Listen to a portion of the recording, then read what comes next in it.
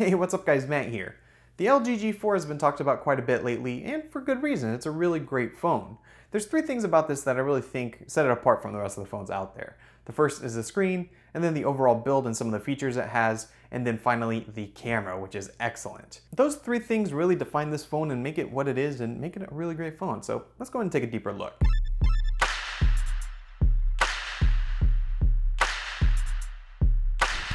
So starting off, we have the screen, and it is really beautiful. It's a 5.5-inch Quad HD display. LG calls this a quantum IPS display, and basically that means that it has increased brightness, better contrast, and improved color accuracy, and it really does seem to work. You have great colors and contrast, and the screen gets really bright, especially outside. This display almost looks like an AMOLED, but without actually being one, and it's Quad HD, so it has 538 pixels per inch, which is crazy sharp. It's 5.5 inches, which is pretty big, but the bezels around the screen are really small, so it makes using the phone feel much better and not so crazy big. Overall, the screen is great. It's big but doesn't feel big and looks great in all situations. Next up, we have the overall design, and LG is doing some things that most manufacturers aren't. When you hold the phone, you'll notice that there is a very subtle curve that makes it feel really nice in the hand. And another thing you'll notice is that there's no buttons along the side like most phones. On the LG G4, they are on the back, and this is something LG's been doing since the G2, and overall, it works well. You just have to get used to it. The placement is right where your fingers would normally rest on the back of the phone, but if you don't want to use those buttons, you can always double tap to unlock the screen along with a few other gestures. So altogether, the button placement works well because of all the different options you have to actually use the phone. The G4 also has a removable back, a removable battery, and expandable storage. This is one of the only phones left that does all three. The back panel is made of plastic and has a diamond pattern on it, and there's also other backs available that you can swap this one out with.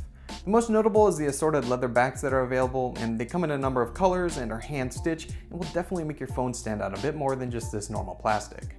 Underneath the back is the removable battery. It's 3000 milliamp hours, which is pretty big. The battery life is good, but nothing crazy. I was actually a little disappointed with it. I always found myself having to charge by the end of the day at least once, but because it's removable, you can always swap it out and continue on with your day. There's also expandable storage. This phone supports up to a 2TB micro SD card, which is crazy. But basically, you're not going to run out of storage once you use up the 32GB of internal storage. All you have to do is throw in another SD card. As for the rest of the phone, it's a pretty as expected experience for a phone in 2015. It has 3GB of RAM and is running a Snapdragon 808 processor, and this translates to a fast, powerful phone. It's running Android 5.1, so it's on the latest software, but it has LG Skin over top. The skin is definitely noticeable, but it isn't all too bad.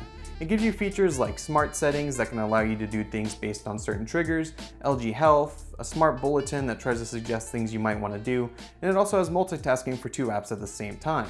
This is just a few of the things LG Skin provides, and overall it works well for the most part. It doesn't totally destroy the phone by being super heavy. Now for the last thing about this phone, which I definitely think is the best, the camera. This has impressed me more than anything in a long time. It's a 16 megapixel camera with laser autofocus, optical image stabilization, and an f1.8 aperture. What this translates to is a freaking awesome camera. Now the whole camera experience isn't perfect. For instance, the slow motion mode is pretty horrible, and the navigation in the app isn't totally intuitive a lot of the time. And also for video, which records in 4K, it really isn't all that good at all. The OIS, which works well for stills, is pretty wobbly in video and pretty much makes most handheld shots unusable. But I can ignore all that, because when it comes to stills, this camera rocks. The pictures that come out of this thing look great. They are sharp and have excellent color and great depth of field thanks to that 1.8 aperture. The autofocus is fast thanks to the laser autofocus, and the camera in auto seems to always get a decent picture. The low light isn't amazing, but it's pretty good. The only complaint with the photos is sometimes they're over sharpened and they get some artifacts. But what makes up for it and where it goes to the next level is manual mode. Here you can adjust the shutter speed, the ISO, and more importantly, and most importantly to me, you can shoot in RAW, and this gives you a lot more control, and this is totally awesome to be available on a phone. With this you get awesome quality photos, print quality, and you know what, let's go ahead and print one out just so I can show you.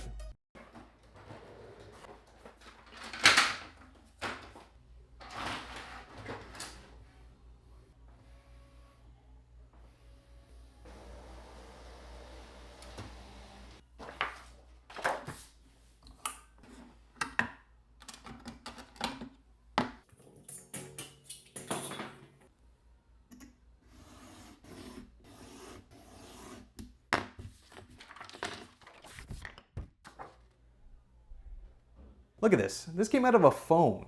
Just like think about that for a second. Something that goes in your pocket can take a picture that looks like this. This is Yosemite Falls in Yosemite, by the way. The quality that you can get from this camera is just incredible, and it's something that has impressed me more and more every single time I use it. Now again, the whole camera system isn't perfect, but the fact that you can get shots like that really makes up for all the other downsides it has and makes this a camera that I want to have with me at all times. So that is the LG G4, and I really think LG has hit a home run with this one. It isn't perfect, but it does pretty much everything really well. There's some things that it could be improved on, but for the most part, if you look at every part of the phone, this one is doing it probably the best out of all the other ones.